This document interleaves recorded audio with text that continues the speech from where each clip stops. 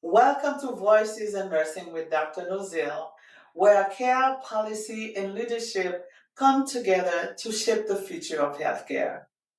Today's episode is deeply personal. As a nurse, we are trained to lead, assess, and to advocate. But when to our loved one, everything changes. In this conversation, I show up not as a nurse, but as a family member and a friend, standing at the bedside with both clinical knowledge and emotional vulnerability.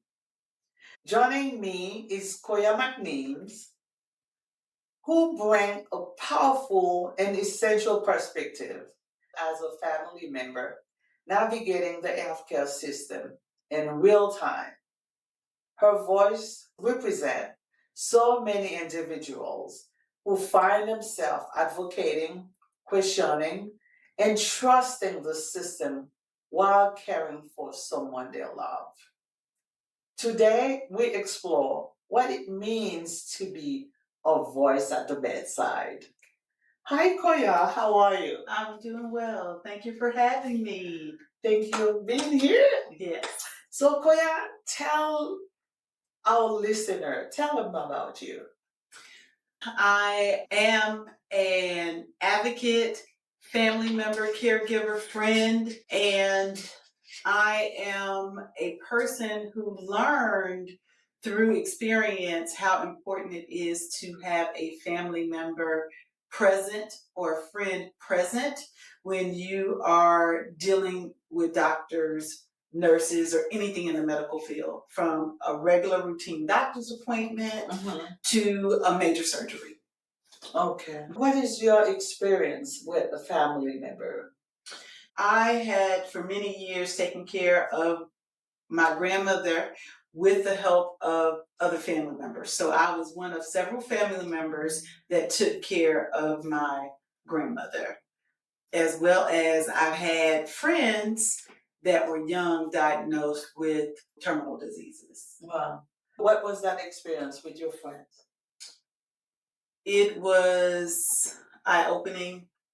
It was surprising because these are people my same age, and having to experience life and death situations and diagnosis was something that you deal with not only internally, personally, but now you have a friend that you have to be the support system for. Wow. As well. Wow. Were your friends hospitalized in a hospital? Yes. What happened? So I've had several friends and family members at young ages being diagnosed with specifically cancer, which is something that has affected a lot of people. In my sister's late 20s, early 30s, she was diagnosed with breast cancer. And it doesn't run in our family. It was nothing that we were expecting. Just through self kind of examination, she felt a lump. And then from the lump, then she was diagnosed with, they said it was malignant, and it went from, oh, it's malignant and it's just that one area, to, oh, this is aggressive. So you had to go through some aggressive treatments.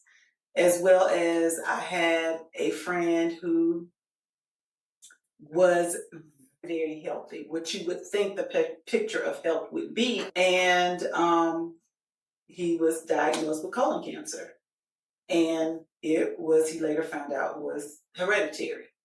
Wow. And he was very young, well before any time period that they tell you by this age you should get checked out and that age you should get checked out. He was far too young for that. And how old did you said your friend were? He was 30, 35, I believe. That's very young. Very young. Because I think they wanted you to start getting tested at 40 or 45. It's something like that, 40 or 45. And he had to actually fight with his doctor and the insurance company to allow him to get a colonoscopy. That's the thing. That's the word allow Mhm. that I don't understand. When we have somebody who's died, and sometimes it can be a matter of life and death, Yes. and an insurance company have to authorize that Yes. or have to allow you to have that. Yes. It's kind of hard. Let's say if the insurance company will say, no, you can't have that, you're too young, because according to statistics or a study that shows people will get tested when you're 45, and if he's not on his 30s. Correct. And then they delay, they don't test it, and they find out probably too late, but nearly too late. And that was what potentially would have happened with him. So when he did get the testing, they did find the cancer. It was far more advanced than they could have ever imagined at that age. So he then went into treatments, and he still survived for a while, but it did eventually take his life. What did the family and you experience at the bedside? What was so devastating was on the outside, and even at his funeral, he looked like he was sleeping because he looked so good. He just looked good. Mm-hmm. And it showed me that it doesn't necessarily matter what you look like on the outside. Mm-hmm. A lot of things internal that you don't know that are affecting you. Yeah. Because this is a person who worked out all the time. He ate well. Like, he did everything that you would expect someone to do. Mm-hmm. And cancer just loved his body. Wow. The good thing was that because he was so healthy early on, he was able to go through a lot of treatments. Like, once they did diagnose him, he probably lived a lot longer than a person who had not been in good shape like he was. One of his treatments was at a teaching hospital. And what I found, and this is why I'm such an advocate for patients and patient care, is he had had a major surgery. They had removed a large portion of his liver. And at this teaching hospital, we waited all day for the doctor to come so that we can see what was going on, for them to explain to us what's going on with the charts and what was happening. And they did not come through with rounds until about 3 or 4 o'clock in the morning, when they knew everybody would be asleep. Wow. And I was there at his hospital bed waiting for this doctor to come. And of course, for the 10 minutes that I closed my eyes, the doctor came in there. Wow. And when I realized, hey, the doctor is in here, he had been in, I immediately ran down the hall to chase him down. And he acted as though he didn't even hear me calling him. When there were at least 10 residents with him. Okay. And no one acknowledged me until I actually got in his face and to him and said, listen, you need to come back and talk to us and explain to us what is going on with him. Wow. But he was not at all prepared to tell us. And had I not, we would not have known what was going on, what the steps were, what the diagnosis or prognosis was. We would not have known anything, because they were expecting the patients and the patients' family members to be sleeping, to be tired, tired, for them to say, oh, the doctor came by and he did this and he said that, and yeah, that's it. Yeah, but the good thing about it, that's what you call advocacy. Mm-hmm. You, as a family member or friend, you were there to speak on his behalf, because the patients themselves, they're vulnerable. He did not talk. He was literally, he had come out of a 10, 12-hour surgery. He was in no position to talk. And even if he was able to talk, he wasn't able to comprehend what the doctor was saying. Yeah. So something that I learned as well is you have to have someone with you, because as the doctor or nurse is telling you information, you don't get it all. You don't process it well. You need someone there that is able to hear what you miss. Yes. A prime example is my father was in the hospital because he had to have surgery on his esophagus. He had some type of tear or something in his esophagus. Says to me, well, the doctor said I can have chips.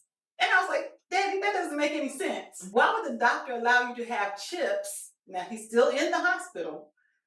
When you had surgery, a tear in your esophagus, that doesn't make sense.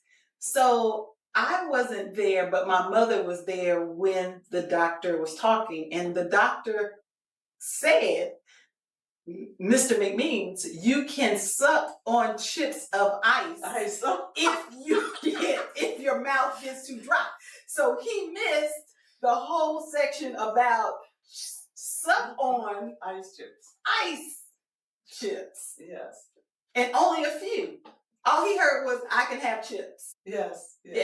So that said to me, you know what? Yeah. But somebody have to say that. Somebody has to.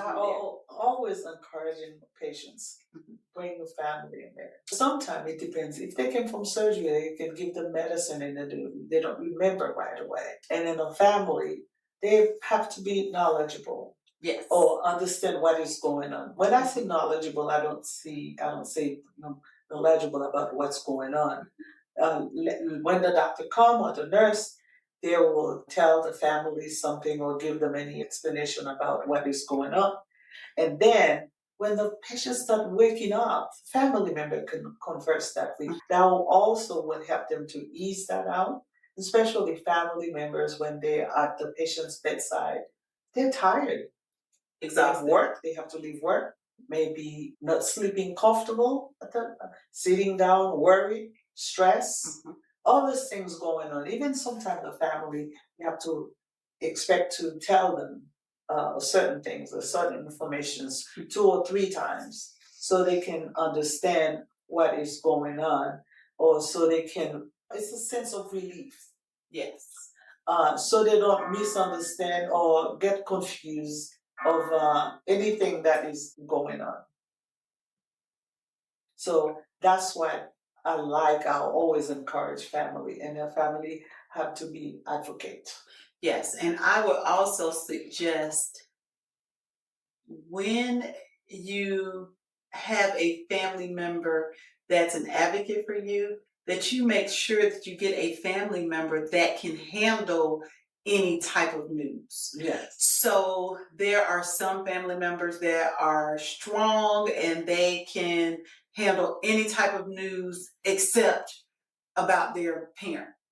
So in that case, you would have another person there, because sometimes once that person hears certain information about the person that they are usually good with taking care of, they miss it as well.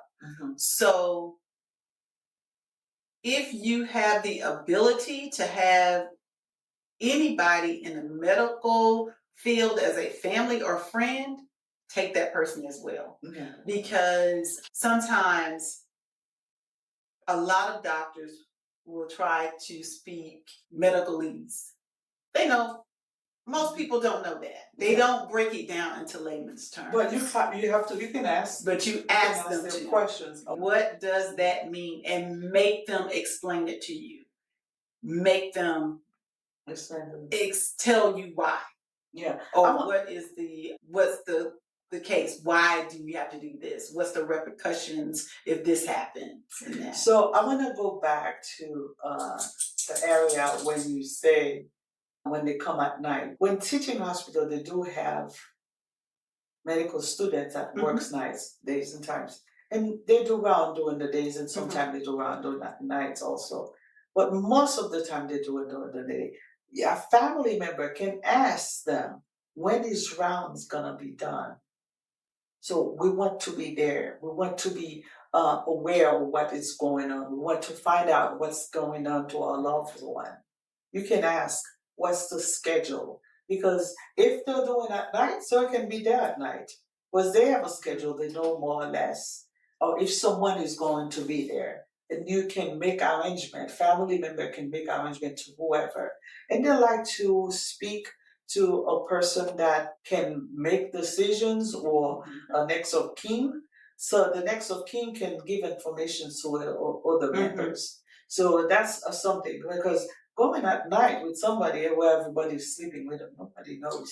And especially if they're not going to be there during the daytime. And I'm happy that you said that, because I would have no idea to ask for a schedule. Like regular, just people, we don't know when we go into these medical spaces that, hey, they have a schedule. You can ask for it. You can say what time, or ask them what time the rounds are, because that will make a difference. Yeah. And that makes a difference in the care, the time, when people show up. Because if you know that, okay, rounds are given at 2 a.m. and 2 p.m., you can make sure that time is covered. And whoever's on that 2 a.m. shift, you make sure you get the night person, because the night owl will be up at 2 a.m. versus the person who wakes up at 6, because those are their sleeping hours. So that makes sense. That makes sense. So thank what you was for that good? information. Oh, you're welcome. So how did you learn about speaking for your family members? What I noticed, for even myself personally, I've had situations where doctors did not listen to what I had to say. Like they ignored what I said, and they just did whatever they wanted to do, or came up with whatever they wanted to come up with. And from my experience, I know, and I was just like going to get a checkup. I know that when you are under surgery drugs, or you are in a lot of pain, or for whatever reason that you are there in situations. I noticed that with my family members, that my grandmother, she passed away in her 90s. She was a person too that was very informed about, she kept a list of her medications. She knew certain things to ask, because she did have a medical background. But it got to a point where I realized that we have to ask certain things. We have to request certain things. We have to be there to ask the questions that other people forget or don't know to ask. And that's just looking from the outside in. Because sometimes in my grandmother's mind, for instance, she just thought she could still run marathons. Well, we saw, okay, grandma, you still getting around, but you can't run a marathon. So our questions would be formulated a little bit differently than hers would. And that made me realize, you know what, we have to speak. I had recently with my father, he had a hip replacement. This was his second hip replacement. His first hip replacement, he did very well. They kept him overnight. Well, since that time, they no longer treat hip replacements as though they are one that you have to stay overnight for. They treat it now as an outpatient surgery. So this last hip replacement, they literally threw my dad out the hospital. Like, they were rushing him. I've never seen an orderly get someone from the bed to a wheelchair and out the door so quickly, because the medicine was wearing off, and they did not want that medicine to wear off before he got out of that door. And when I was questioning them, they was like, no, he does not get to stay a night in the hospital. He needs to, he can go home. Hip replacement is an outpatient surgery.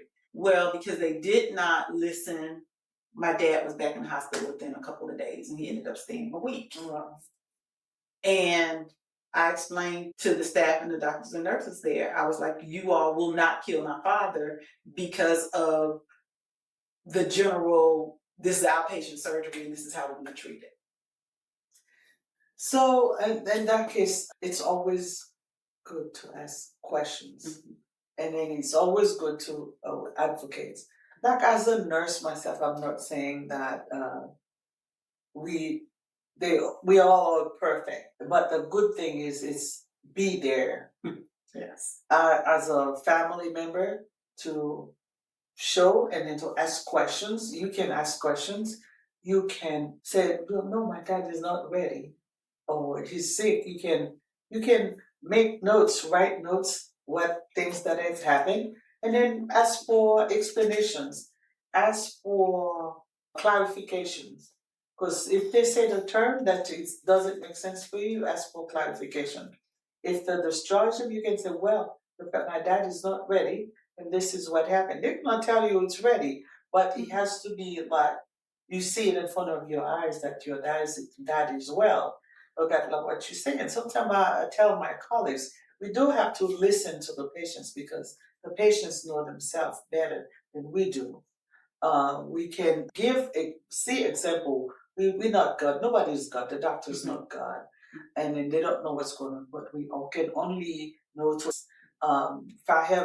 and I see you, nurse. I have patients. I've taken care of so patients that I can see the flare, the things. It's not like magic. I can walk to you, look at you, or pass by your room, say that you don't look good. It's because of the past patients that I have, Yes. and then the look that I've seen that you have, and that makes me see that you're not feeling well, your eyes, your face, because you have to have an eyes for an assessment, or assess the patient. It's the same as you as the family. You develop the same thing too.